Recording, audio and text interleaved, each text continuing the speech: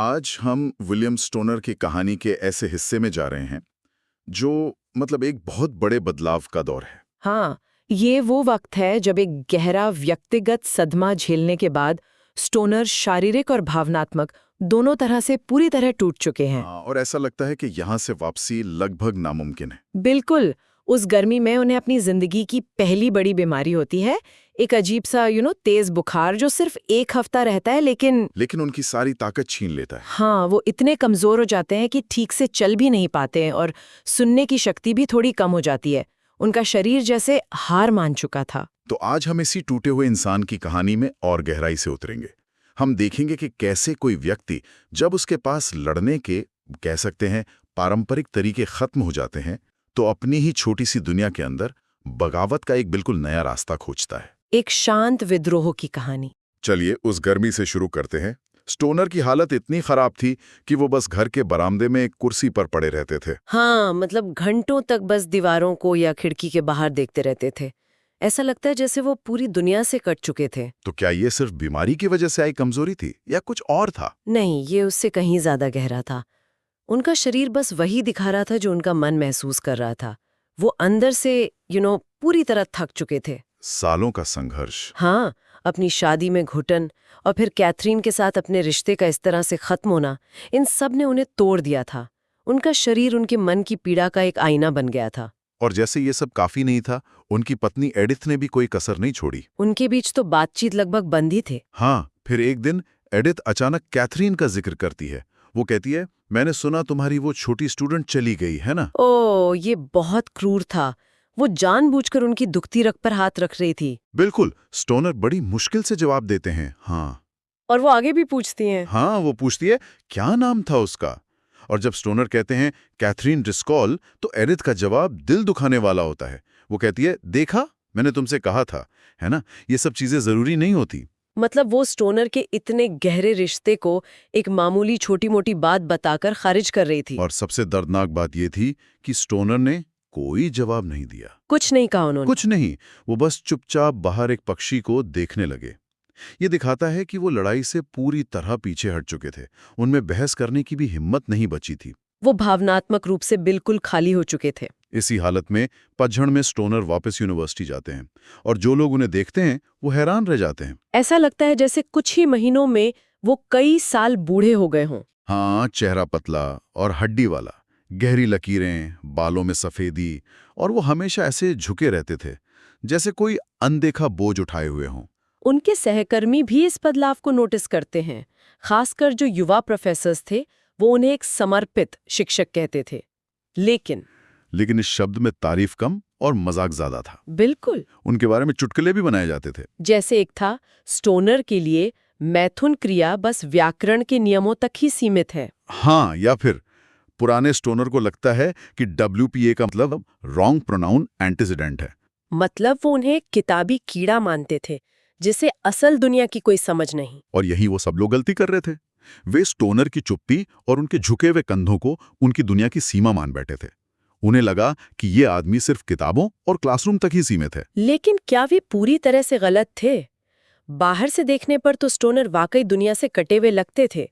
उनके अंदर ऐसा क्या चल रहा था जो बाकी लोग नहीं देख पा रहे थे? वो लोग ये नहीं देख पा रहे थे कि स्टोनर ने दुनिया को उस गहराई से महसूस किया था जैसा वो युवा प्रोफेसर्स कभी सोच भी नहीं सकते थे। सही है। स्टोनर के अंदर उनके पुरखों की विरासत थी, कठिनाई, भूख, दर्द और चुपचाप सब कुछ सहने की आदत। अच्छा। उन्होंने महामंदी का वो दौर देखा था जब अच्छे भले लोग सड़कों पर भीख मांगने को मजबूर थे। उन्होंने लोगों के चेहरों पर निराशा को जमते हुए देखा था। ये सब उनके लिए कोई नई बात नहीं थी। और सिर्फ अमेरिका ही नहीं, उन्हें यूरोप में चल रही उथल-पुथल का भी एहसास था, है ना? हाँ, बिल्कुल। जब 1936 में स्पेन में गृह युद्ध छिड़ा तो स्टोनर को अपने दोस्त डेव मास्टर्स की याद आई जो पहले विश्व युद्ध में मारा गया था। वो पुराना दर्द फिर से ताजा हो गया। उन्होंने क्या किया? और यहीं उन्होंने एक अहम फैसला लिया। उन्होंने दुनिया को चलाने वाली इन पागल तर्कहीन ताकतों से खुद को थोड़ा दूर करने का फैसला किया। मतलब? उन्होंने माना कि दुनिया की इस बड़ी लड़ाई में वो कुछ नहीं कर सकते। संकट के उन पलों में उन्होंने वापस उस चीज की ओर देखा जिस पर उन्हें थोड़ा बहुत यकीन था, यूनिवर्सिटी। अपनी छोटी सी दुनिया में। हाँ, उन्होंने खुद से कहा कि ये बहुत ज्यादा तो नहीं है, लेकिन मेरे पास यही सब कुछ है। ये एक तरह का रणनीतिक कदम था, बाहरी दुनिया की अराजकता से अपनी आंतरिक दुनिया की व्यवस्था में लौटना। और फिर 1937 की गर्मियों में कुछ बदलता है। हाँ, उनके अंदर वो पढ़ने और सीखने का जो पुराना जुनून था वो फिर से जागता है। वो फिर से अपनी दुनिया में वापस आने लगते हैं। लेकिन तभी उनके डिपार्टमेंट का चेयरमैन लोमैक्स एक नई चाल चलता है। हाँ, लोमैक्स उनसे सालों से दुश्मनी निकाल रहा था। उस पतझड़ में उसने जानबूझकर स्टोनर को एक बहुत ही खराब शेड्यूल दिया। क्या था उस शेड्यूल में? हफ्ते में 6 दिन अजीब अजीब घंटों में नए छात्रों यानी फ्रेशमैन को कॉम्पोजिशन पढ़ाने की 4 क्लासें। ये एक ऐसा शेड्यूल था जिसे कोई नया टीचर भी गुस्से से ही स्वीकार करता। ये सीधे सीधे बेइज्जती थी। बिल्कुल। उस अकादमिक साल के पहले दिन स्टोनर सुबह सुबह अपने ऑफिस में बैठे थे। उन्होंने अपने सामने रखे उस टाइप किए हुए शेड्यूल को देखा और उनके अंदर एक हल्का सा गुस्सा उठा। और उन्होंने क्या किया? उन्होंने कुछ पल दीवार को घूरा और फिर उस शेड्यूल को उठाकर कूड़ेदान में फेंक दिया। क्या बात है! तो क्या ये सिर्फ गुस्से में उठाया गया एक छोटा सा कदम था या यहाँ कुछ बड़ा हो रहा था? नहीं, ये बहुत बड़ा क्षण था। ये सालों तक चुपचाप अपमान सहने के बाद उनके मूक विद्रोह की शुरुआत थी। उन्होंने फैसला कर लिया था कि अब वो लड़ेंगे, लेकिन अपने तरीके से, अपने मैदान पर। उन्होंने हथियार नहीं उठाए, उन्होंने सिलेबस को अपना हथियार बनाया। बिल्कुल सही कहा। तो वो अपनी पहली क्लास में जाते हैं। कमरा छोटा और खचाखच भरा हुआ। हाँ, और कुछ छात्रों को तो खिड़की पर बैठना पड़ा था। बिल्कुल। और स्टोनर अंदर आते हैं और क्लास में एक, कह सकते हैं, बम फोड़ देते हैं। वो कहते हैं, आप में से जिन लोगों ने इस कोर्स के लिए किताब खरीद ली है वो उसे दुकान पर वापस कर सकते हैं। हम सिलेबस में बताई गई किताब का इस्तेमाल नहीं करेंगे। सोचिए जरा, छात्रों पर क्या बीती होगी। ये तो मतलब एक दुस्साहसिक कदम था। इसके बाद उन्होंने ब्लैक बोर्ड पर 2 नई किताबों के नाम लिखे। दोनों ही बहुत एडवांस्ड किताबें थी, मध्ययुगीन साहित्य पर। हाँ, तो वो एक साधारण फ्रेशमैन कॉम्पोजिशन के कोर्स को मध्ययुगीन साहित्य के एक मुश्किल ग्रेजुएट लेवल कोर्स में बदल रहे थे। ये तो पागलपन था। ये पागलपन नहीं, ये एक अकादमिक बगावत थी। ये प्रशासन को सीधी चुनौती थी। वो कह रहे थे, तुम मुझे कोई भी क्लास दे दो, मैं उसे अपनी शर्तों पर ही पढ़ाऊंगा। छात्रों में खलबली मच जाती है। एक छात्र हिम्मत करके पूछता है, सर क्या ये जनरल इंग्लिश 1 सेक्शन 4 ही है? और स्टोनर क्या कहते हैं? स्टोनर मुस्कुराते हुए कहते हैं, हाँ मिस्टर जेसप, ये वही क्लास है। और फिर उन्होंने उन बेचारे छात्रों को एक वीकेंड असाइनमेंट दिया, अरस्तु के टोपोई की अवधारणा पर 3 पेज का निबंध लिखना। ओह, ये असाइनमेंट फ्रेशमैन छात्रों के लिए लगभग नामुमकिन था। टोपोई एक बहुत ही जटिल दार्शनिक अवधारणा है। तो ये जानबूझकर किया गया था? हाँ, ये जानबूझकर की गई एक उकसावे की कार्रवाई थी। वो न केवल छात्रों को बल्कि पूरे प्रशासन को चुनौती दे रहे थे। वो कह रहे थे, मैं इस क्लास को इतनी गंभीरता से लूंगा, इसे इतना मुश्किल बना दूंगा कि तुम मुझे नजरअंदाज नहीं कर पाओगे। नतीजा वही हुआ जो होना था। सोमवार को आधे से भी कम छात्र अपना पेपर जमा कर पाए। जाहिर है। अगले दिन स्टोनर ने अपनी क्लास के कुछ छात्रों को चेयरमैन लोमैक्स के ऑफिस के बाहर देखा। वो समझ गए कि अब उन्हें बुलाया जाएगा। और यहीं स्टोनर के बदले हुए रवैये का एक और सबूत मिलता है ना? हाँ, दोपहर में फोन आता है। उन्हें लोमैक्स के असिस्टेंट जोएल एरहार्ट से मिलने के लिए कहा जाता है। लोमैक्स को बता देना कि उसे वहां होना चाहिए, मैं 10 मिनट में आ रहा हूं। वाह, पुराना स्टोनर शायद डरते डरते चला जाता, लेकिन ये नया स्टोनर शर्तें रख रहा था। बिल्कुल, वो अब पीड़ित नहीं थे। वो इस टकराव के लिए पूरी तैयार थे और इसे अपनी शर्तों पर लड़ना चाहते थे। तो फिर क्या हुआ मीटिंग में? तो वो एरहर्ट के ऑफिस पहुंचते हैं।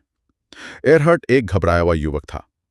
वो स्टोनर को समझाने की कोशिश करता है कि छात्रों ने शिकायत की है और लोमैक्स चाहते हैं कि वो वापस पुराने सिलेबस पर आ जाएं। स्टोनर शांति से उसकी पूरी बात सुनते हैं और फिर वो अपना तुरुप का पत्ता चलते हैं। हाँ, उन्होंने शांति से कहा, नहीं, मुझे नहीं लगता कि इस प्रयोग को एक सही मौका मिला है। लोमैक्स को बता देना कि मैं इसे सेमेस्टर के अंत तक जारी रखने का इरादा रखता हूं। उन्होंने न केवल समझौता करने से इनकार कर दिया, बल्कि ये भी इशारा किया कि एक सीनियर प्रोफेसर के पढ़ाने के तरीके में दखल देना चेयरमैन के लिए अनैतिक और खतरनाक होगा।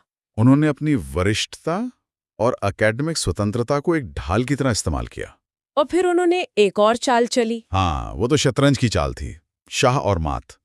वो लापरवाही से कहते हैं, ओ एक और बात, मैं अगले सेमेस्टर के लिए कुछ और नया करने की सोच रहा हूं, शायद शेक्सपियर के नाटकों में लैटिन परंपरा की जांच करके।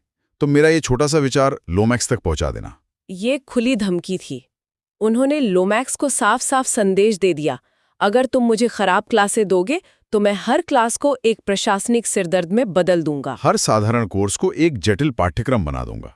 हाँ, जिसके बारे में छात्र शिकायत करेंगे और तुम्हें निपटना होगा।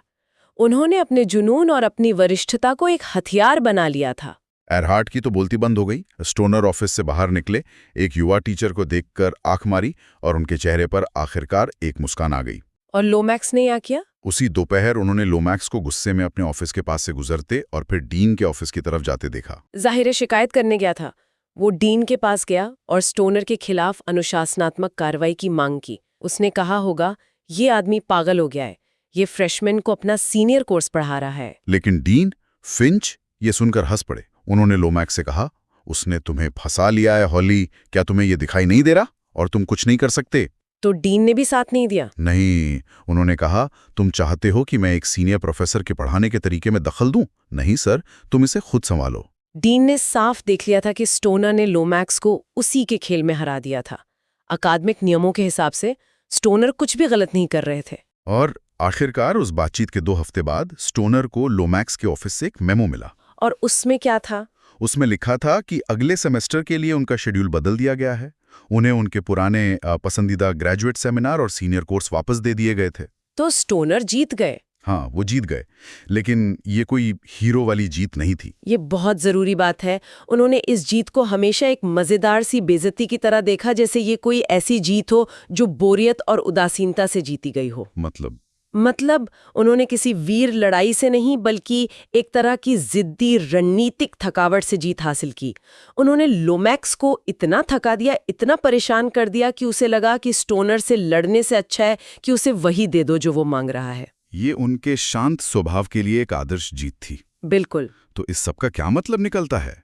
स्टोनर, जो शारीरिक और भावनात्मक रूप से बिल्कुल टूट चुके थे, एक नई तरह की ताकत खोजते हैं। हाँ, वो चुपचाप सहना बंद कर देते हैं और लड़ना शुरू करते हैं, लेकिन किसी भव्य या वीर तरीके से नहीं। वो सिस्टम को ही सिस्टम के खिलाफ इस्तेमाल करते हैं। यह अध्याय दिखाता है कि विद्रोह हमेशा जोरदार या हिंसक नहीं होता। कभी कभी ये बहुत शांत, सोचा समझा और रणनीतिक होता है। स्टोनर का विद्रोह अकादमिक था, सटीक था और आखिर में एक गुस्से वाले विस्फोट से कहीं ज्यादा असरदार साबित हुआ। उन्होंने अपना उद्देश्य और जुनून यूनिवर्सिटी छोड़कर नहीं, बल्कि उसके भीतर अपनी शर्तों पर अपनी जगह बनाकर फिर से हासिल किया। हाँ। यह अध्याय हमें एक शांत, लगभग अदृश्य जीत के बारे में बताता है और यह हमें अपने जीवन में लड़ी जाने वाली लड़ाइयों के बारे में सोचने पर मजबूर करता है। बिल्कुल। जब सीधी टक्कर कोई विकल्प नहीं होती, तो हमारे अपने विश्वविद्यालयों, हमारे ऑफिस, हमारे समुदायों, हमारे परिवारों में हमारे लिए अवज्ञा के छोटे रणनीतिक तरीके क्या हो सकते हैं? हम स्टोनर की तरह हमें नियंत्रित करने वाली चीजों को ही अपनी मुक्ति के औजारों में कैसे बदल सकते हैं?